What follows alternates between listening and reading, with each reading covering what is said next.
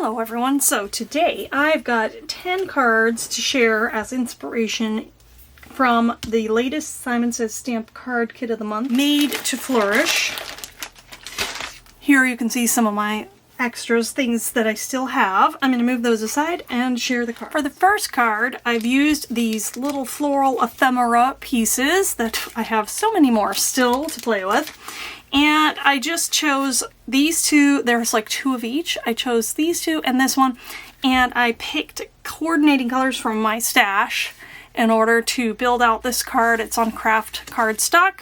And then I add a little bit of bling. These are from a previous Simon Says Stamp kit called Warm Tones Positively Dazzling Gems. And I picked out some coordinating colors and stamped out Thinking of You in Distress Oxide Fired Brick. And then for card number 2, we're going to go drastically different. And if you saw my first video, check that out in the corner or in the description below. And you'll see this background that I had made with my 3 distress crayons. The Lucky Clover, Broken China, and Spun Sugar. And then I took these stamped out and cut out pieces from the stamp set, the jug here, and then a floral one, and colored them with mostly my markers and maybe a watercolor pencil there for the yellow. And then I used some bling, some sentiments. This thank you stamp was from a previous Simon Says Stamp kit, June 2023, going way back. But I used the thank you there because I wanted something just a little bigger on that side. That's card number 2. For card number 3 and 4, we're going to feature the embossing folder.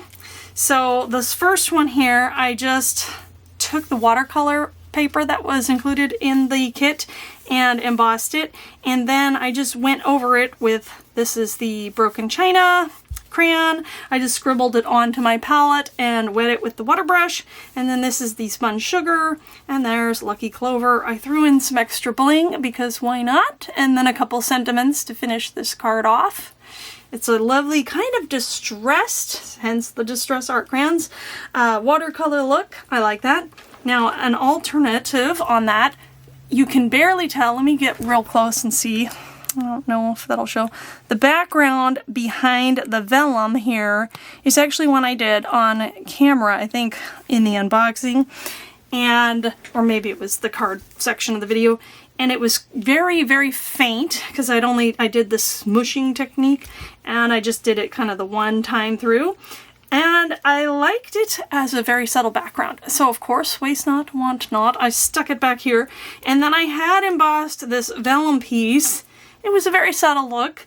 And so then I embossed again in pink and green. I cut the 2 pieces, ran that through, and then I just fussy cut them out to place them, nest them inside of the embossed vellum look. Probably could have even not embossed, or I could have glued the vellum onto the pink and the green first, but this is how I kind of did it as I was winging it through. I like the look. It's interesting. And then I did some oxide ink in Spun Sugar, which coordinated quite well. Let's see, we're on to 5 and 6.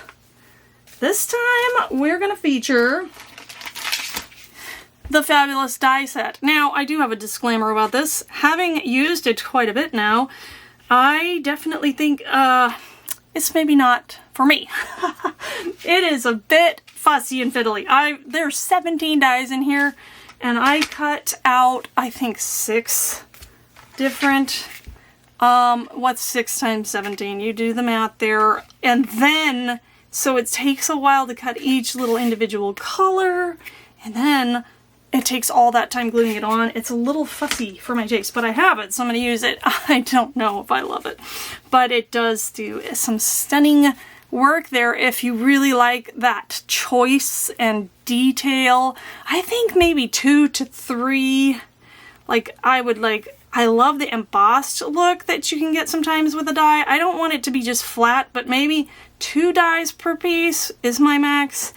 This one only has 3 per piece, but wow, it was a lot. So This one I have done with, I believe this is, yes, an ivory card base, and then I found some semi-matching pieces in my stash. This is kind of a cream color, and this was just some ink I had. I believe this is a distress color, not oxide, but yeah, from my swatches, the one I liked most was Cracked Pistachio in just distress ink. I have cubes of those, and you can kind of see there's some pearl scraps that I cut out. It's really beautiful, but a very, very time-consuming card there.